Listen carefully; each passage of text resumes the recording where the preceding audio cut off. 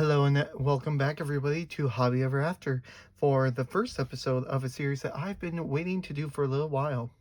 So, as some of you might know, from my box openings and stuff like that, I go to a weekly tournament at my local LGS, to where each week I battle out with people with different decks, and for a long time now, really ever since the beginning of Shimmering Skies, I've been building up from there. I've been with a Amber Steel 7 Dwarves deck, which has evolved now from much more of the 7 Dwarves to where it was mainly focused on the Dwarves from set 2 and the Dwarves from set 4, Rise of the Floodborn and Shimmering Skies. It is now turning into a much more steel Amber Aggro, and currently has quite the win-loss. So 21-4 in the weekly Tuesday tournaments, 4-4 in the store championship, and then 1-1 in multiplayer. And today we're going to be working on some upgrades to the deck, which I've been really wanting to do. So we'll be diving into that. So here we have 4 of Happy, a 1 cost Inkable for a Lively Night. During a turn, this character gains evasive, and he is a 2/1. So, pretty good, pretty good. Not bad, not bad. And now, here we go to probably the biggest slot, are the 2 slots. So, we only have 1 Lilo, escape artist, who I will be taking out. She just hasn't been working for the past 2 weeks. I only put her in because I've been wanting more stuff of the Azurite Sea, so she will be a takeout. We then have 2 of the Cinderella, Knight in Training. I'm thinking of adding more. And then 2 of Calhoun.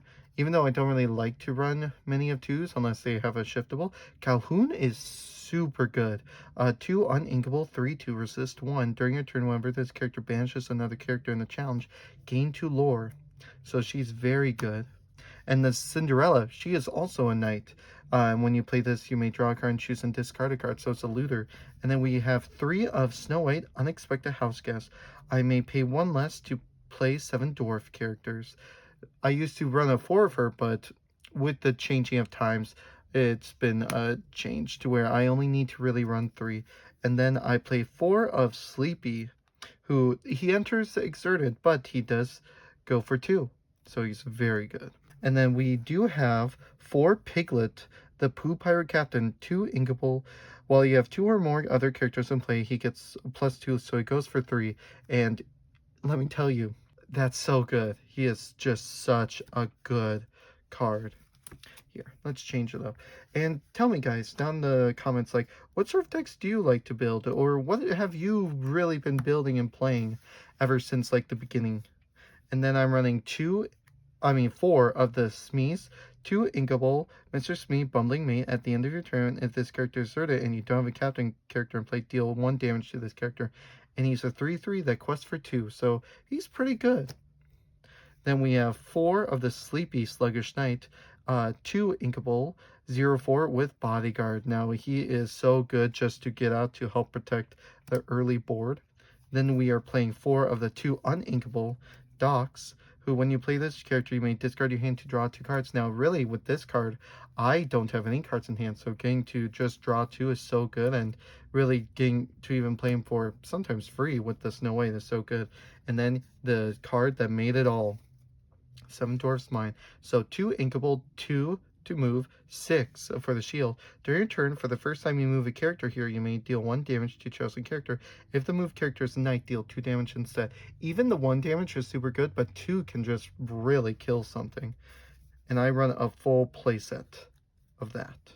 And so, for our 3 slot, here, let me just clean this all up since I don't think I'm really taking anything out of the 2 slot. I might add in a Cinderella, but I might even take out a Snow White Unexpected House Guest, even though it's really good.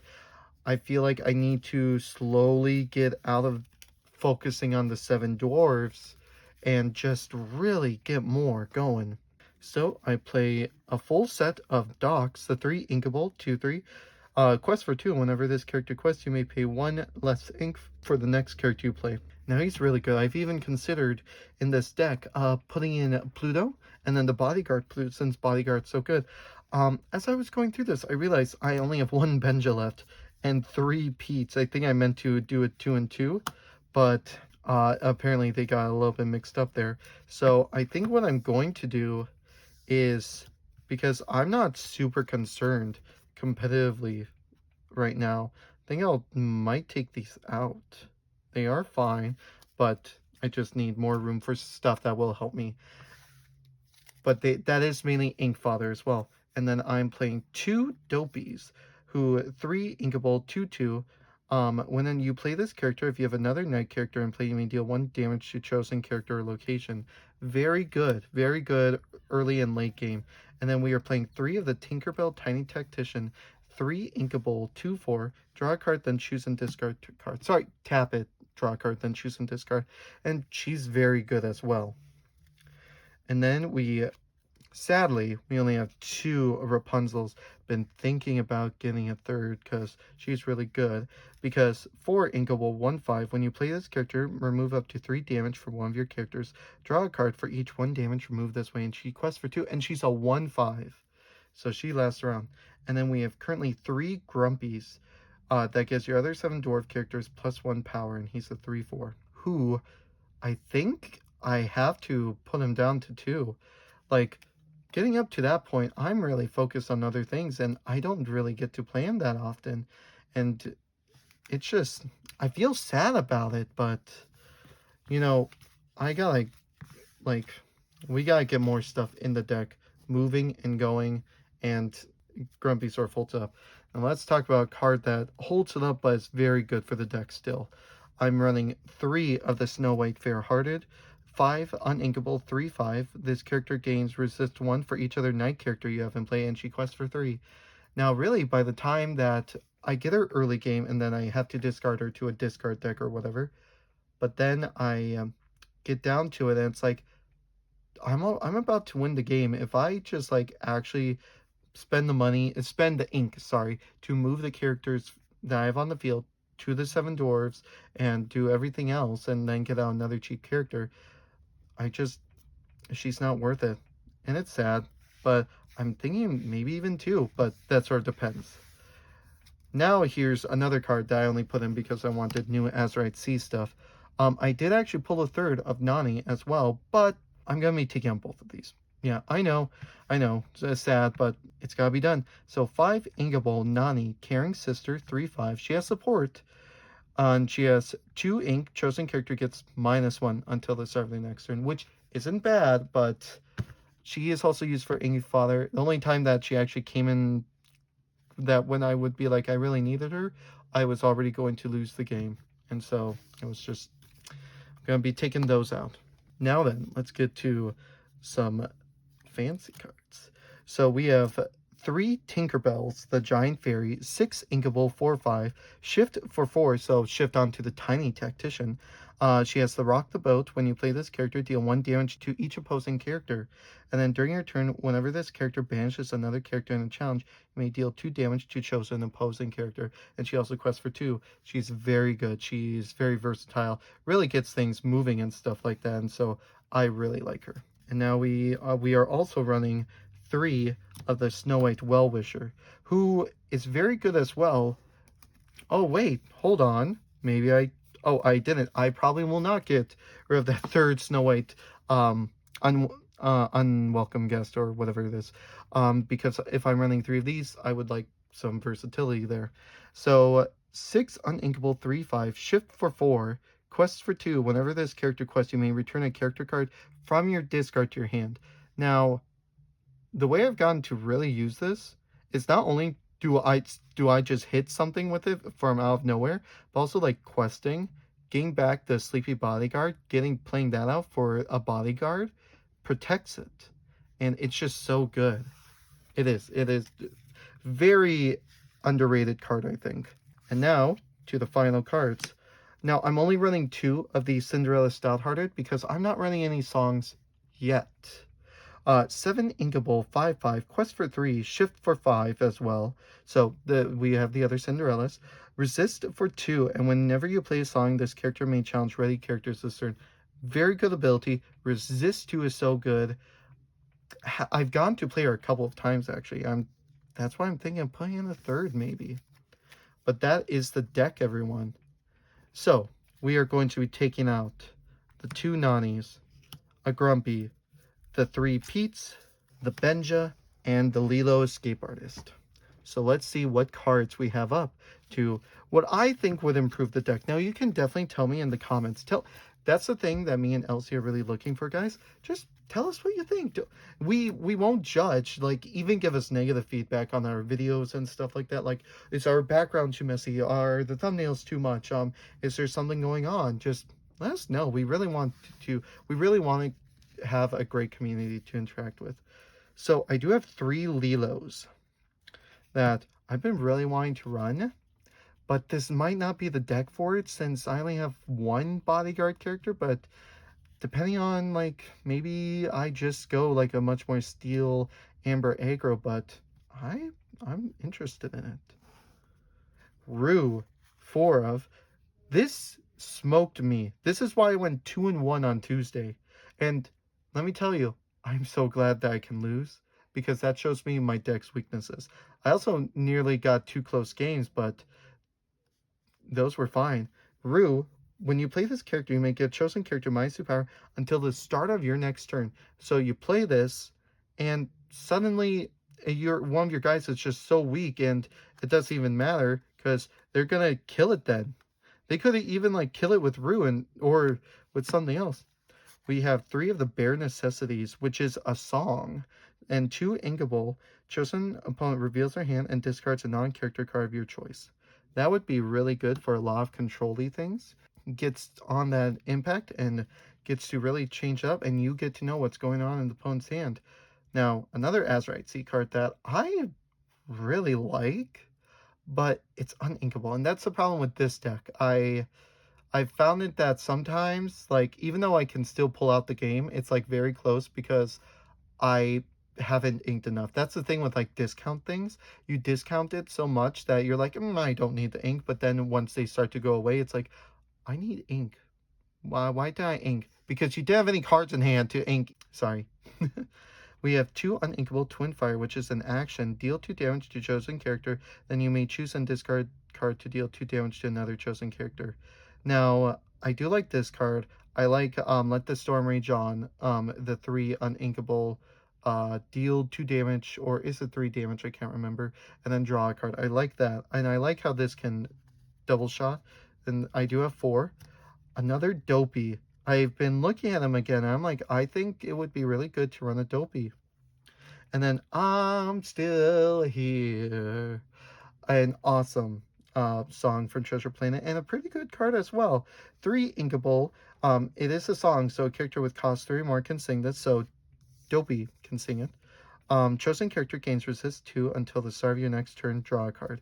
So that really helps out. Maybe even give Calhoun some more power and whatnot. And then we have Raja. While you have no cards in your hand, characters with 4 or less can challenge this character. Sometimes I just really don't have any cards in hand, and I think Raja would be just a nice, powerful card just to sort of come out. Now, this one I'm definitely thinking about. I only have 1, but she's just so good meta-wise because so many people are running pirates. So this character can't be challenged by pirate characters. She's 4 inkable, Captain Amelia, and she is a captain as well. While being challenged, your other characters gain resist 1. So if they really want to come after her, she does quest for 2. They give everyone else resist 1. So give me the game or just poke it down. It's very good. I do like it. Now this one I'm definitely adding in because I could have used it. I've been thinking about putting in, and I could have definitely used it the other day. We have Grab Your Sword, a 5 uninkable action song, deal 2 damage to each opposing character. A great board wipe for steel, really takes out a lot of boards. The deck that I lost to is someone at my local LGS who is doing their own Lorcana series and is doing like from a Yu-Gi-Oh! Sealed, and I cannot remember. I think it's like orange versus blue. But I definitely suggest, Elsie, if you could please put the title right here, please go watch his videos and subscribe to him. You can even see my gameplay on there if he decides to add it in, and watch how I try and put up against his mighty pirates, but the pirates do beat the knights in the end. Spoilers. Now, I also do have One Whole New World, which is a 5 uninkable characters with cost 5 or more can sing this, and each player discards their hand, draw 7 cards for more card draw, but I don't think so. It would be really good, and even one of Chernobog, a 10 uninkable 9/9 who quests for 3, and for each character card in your discard, you pay 1 less to play this character. When you play this character, shuffle all character cards from your discard into your deck. I was thinking about just running the one of this since that is really recommended. Just play the one of, but I realized that Well-Wisher keeps the character cards out of my bin, so I'm like, I I don't think he'll even make it in. And I did try, for all of you thinking, to go a much more location way, and a very good way is to go with the Grumpy, which is a 3 uninkable 3/1. While one of your knight characters is at a location, that character gains resist +2. During your turn, this character gains evasive. He only quests for 1. He's also a 3/1, so he can take something out, but the resist 2 really does work. And then this is just like the backup pile of everything. I used to play Bashful in the deck, another very great card. That was the thing, use Unexpected House Guest and just cheap out a bunch of the bigger lore people at 2/5, but you can't quest unless you have another Seven Dwarfs character. And technically, within the game, there are, including him, 14 Seven Dwarf characters.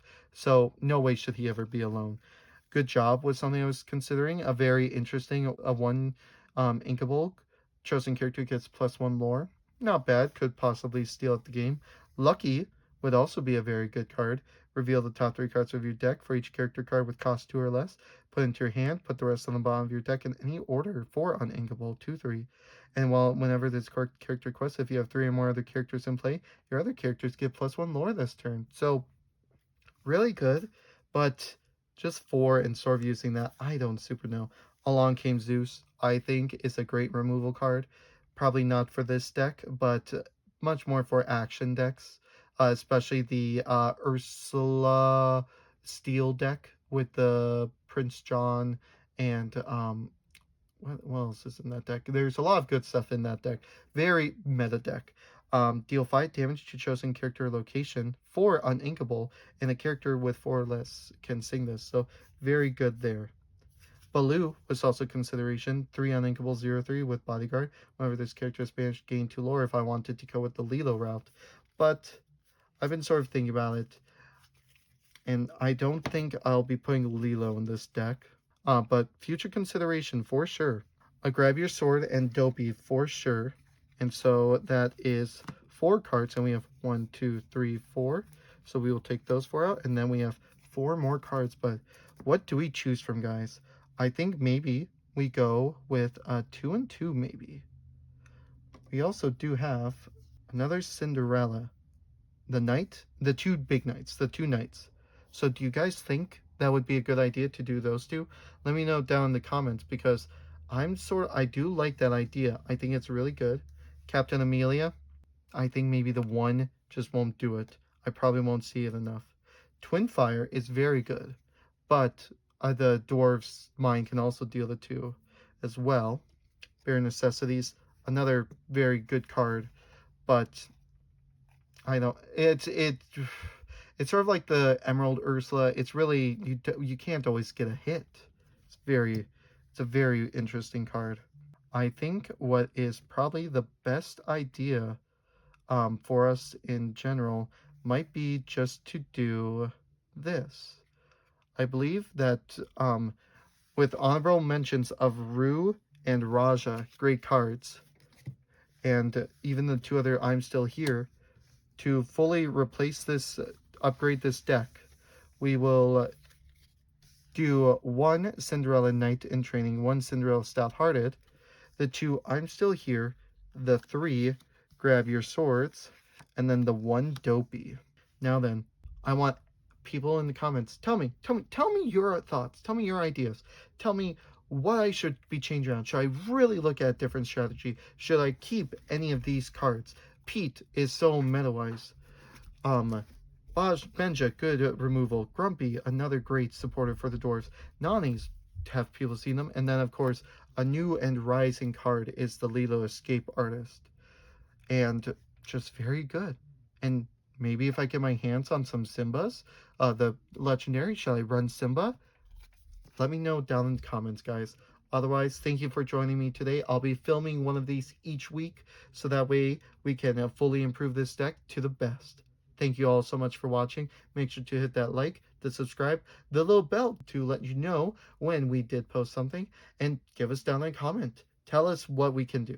Thank you guys, and have a great day. Bye-bye.